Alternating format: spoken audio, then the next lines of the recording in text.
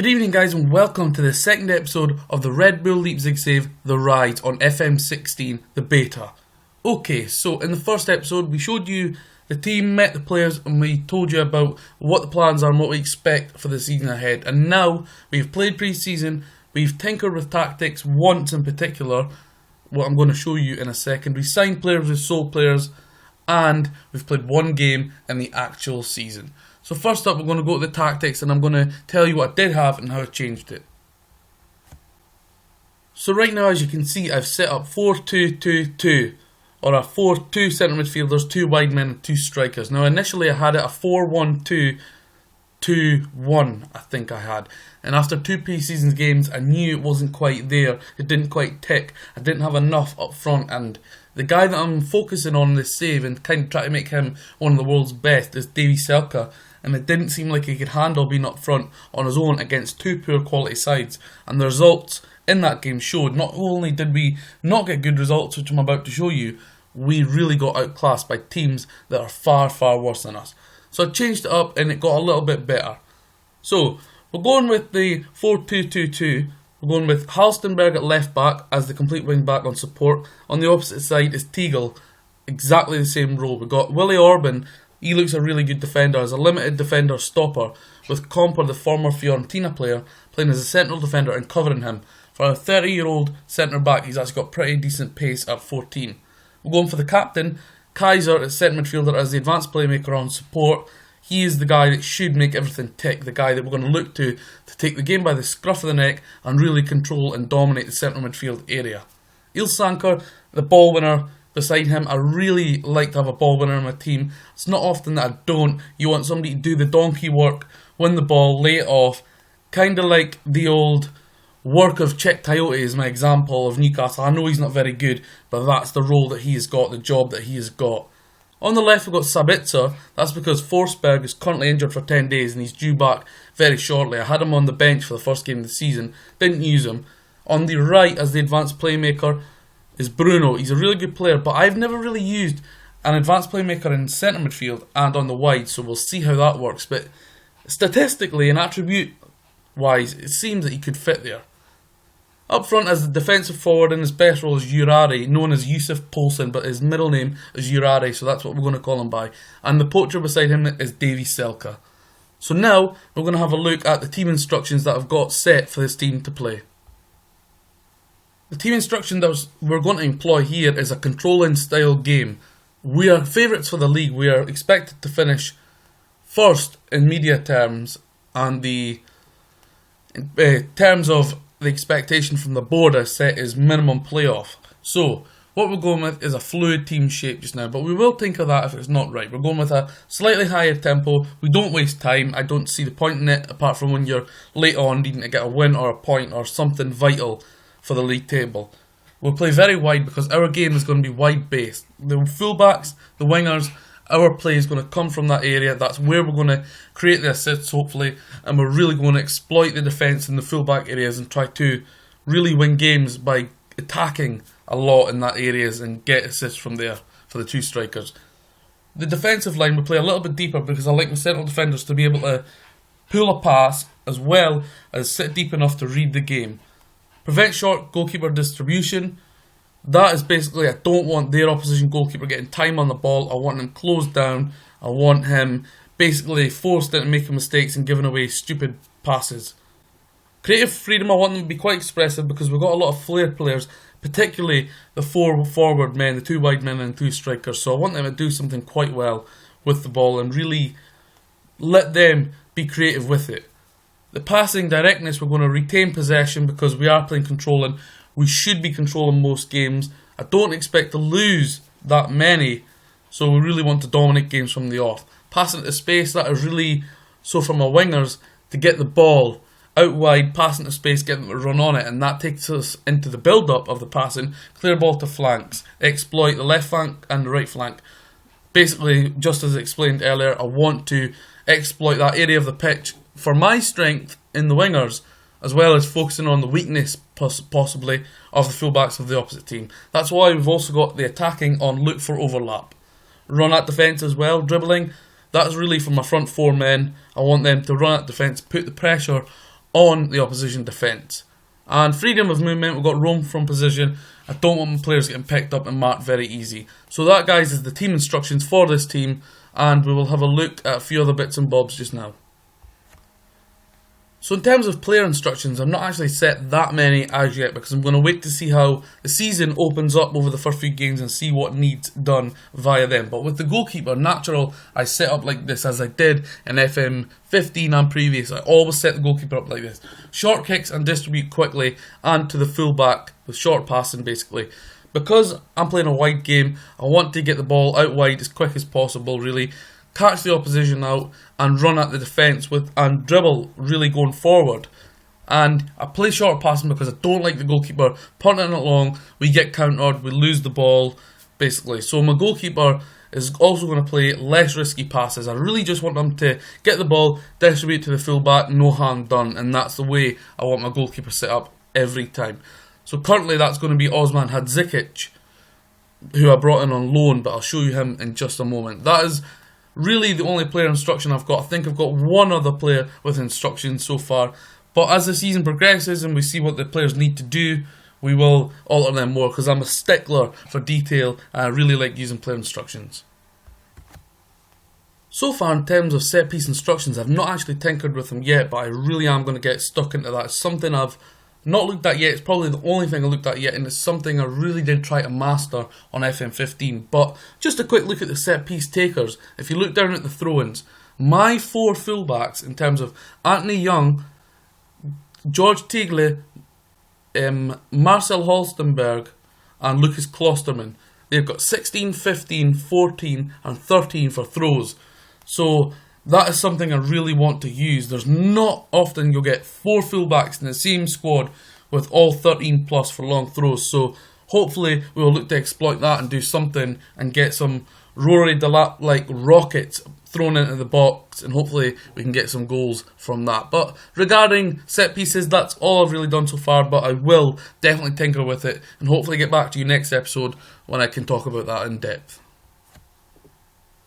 The season, of course, I've played one game in this season. I told you we've kept the captain as Dominic Kaiser. He's going to be the mainstay in the team, the dominant force, hopefully, in the centre midfield. Willie Orban has been appointed vice-captain. Cortole, the backup goalkeeper, he's really had it taken off of him. And Rani Kadira and Davi Selka, they're basically just stand-ins. That's what they are. The reason I've chosen them two is because I know for a fact that for as long as I have this save, unless the board decide to sell those 2 players, not one of those will leave the club because I really want to use them both. But anyway, that's just a little brief look at who are captain and vice captain of my team this season.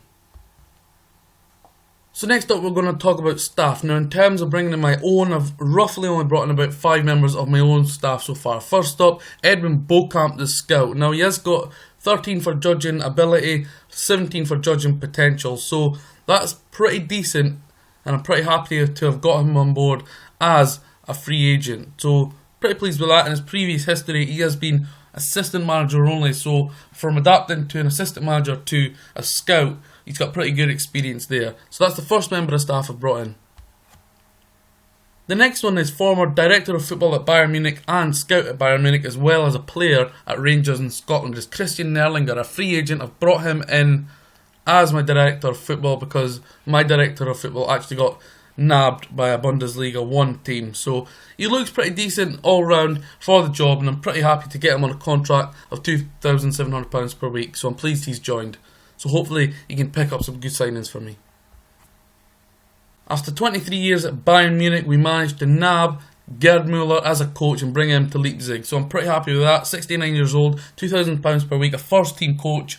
He's only been the Bayern second coach, I believe, at that club for all that time. So he knows the knowledge of Germany, he has great knowledge, so hopefully he can be a good, solid addition to the team. And he's also got a Continental A licence, so I'm pretty pleased with that to have him on board. Legend in Germany, 62 caps, 68 goals, real good to have him on board. Now the last 2 I've brought in are really under-19 coaches. Now I have a thing where I like to bring in former players who are still quite young into the under-19s teams, but it might sound weird, I like to have them as a national of the country that I'm playing in. So of course, I mean that I'll have a German.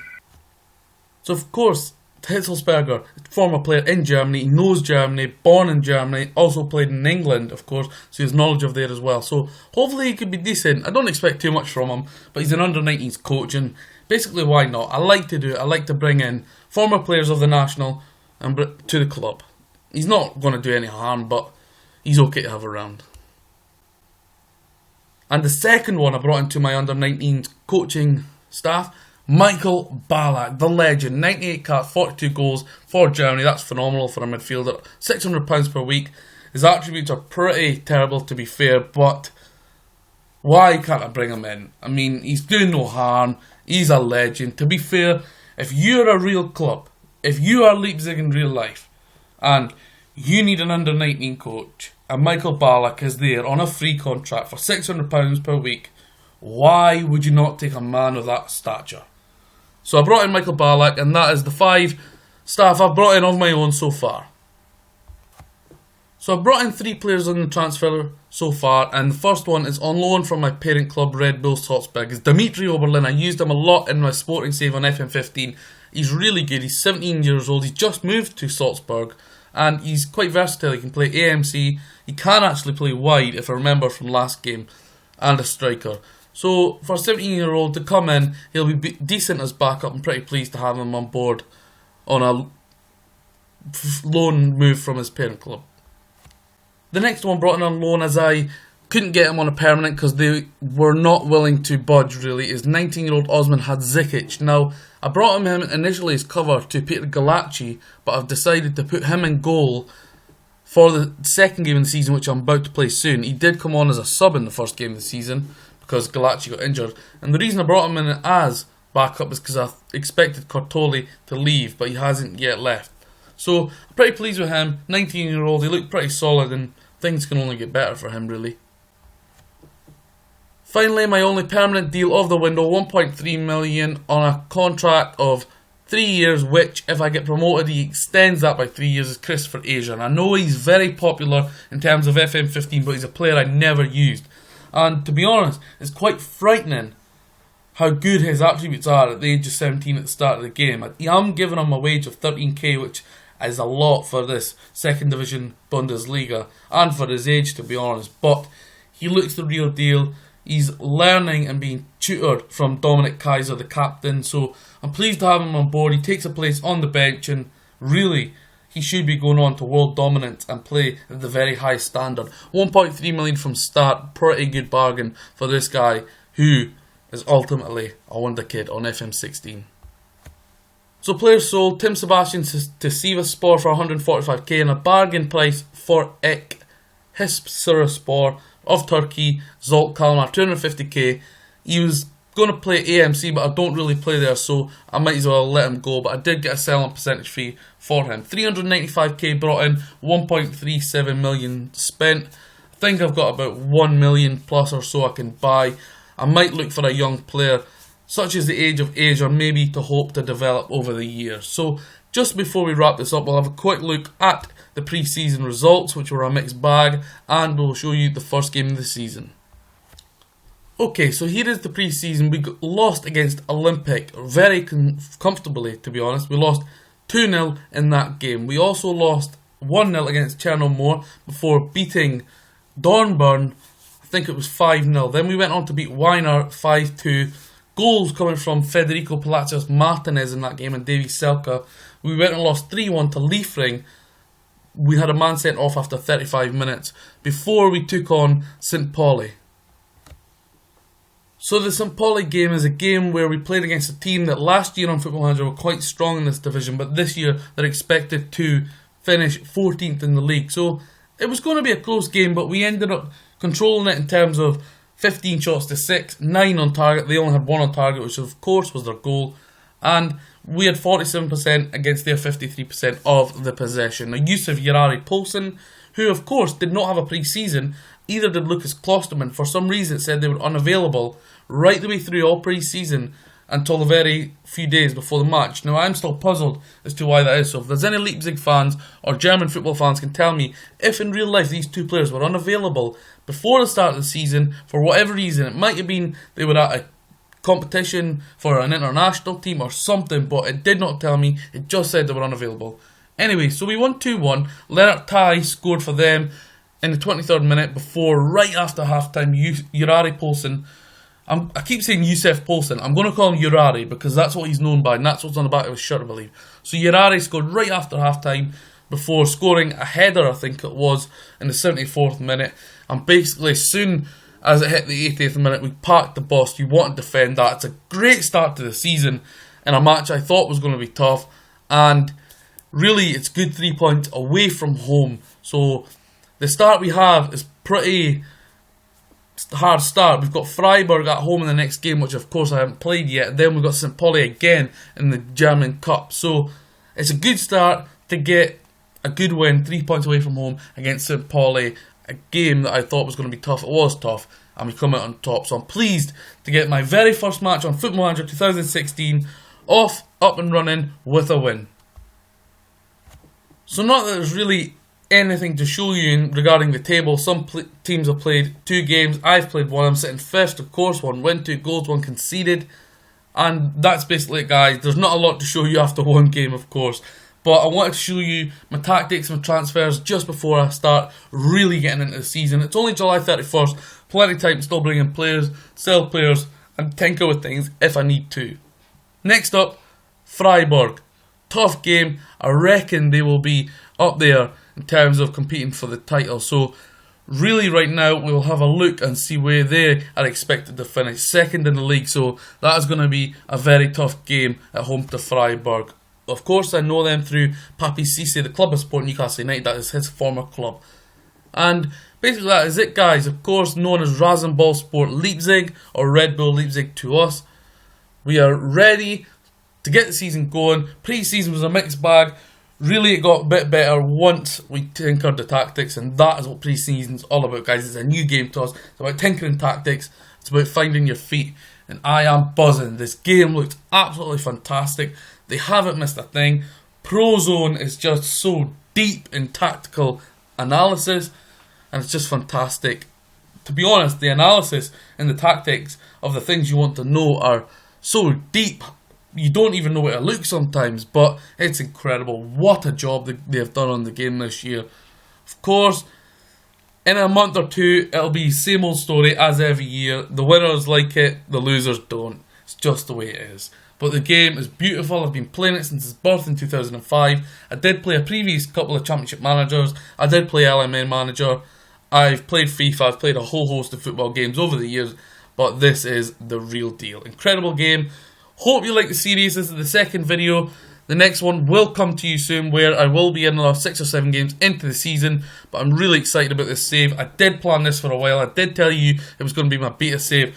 Hope you enjoy it, guys. If you're not subscribed and you come across this video, please do subscribe at the Football Manager WizKids on YouTube, at the FM WizKids on Twitter with 1,700 other people, and the Football Manager WizKids Facebook page with close to 16,000 people on there.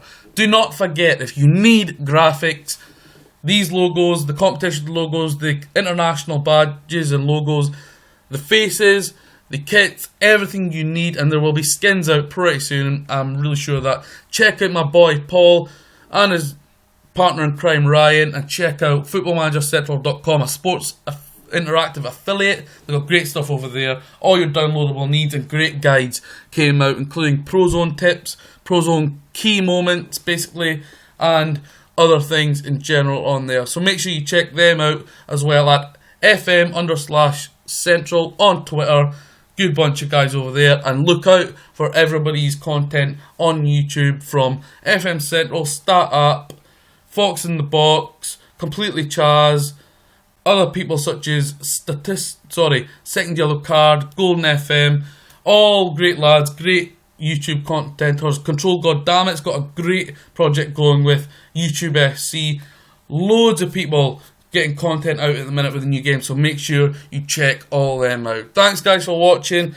Please subscribe, like the video, and I hope you enjoy the Red Bull Leipzig save, the rise, Die Rotenbühlen, the rise of the Red Bulls. Thanks guys, see you later.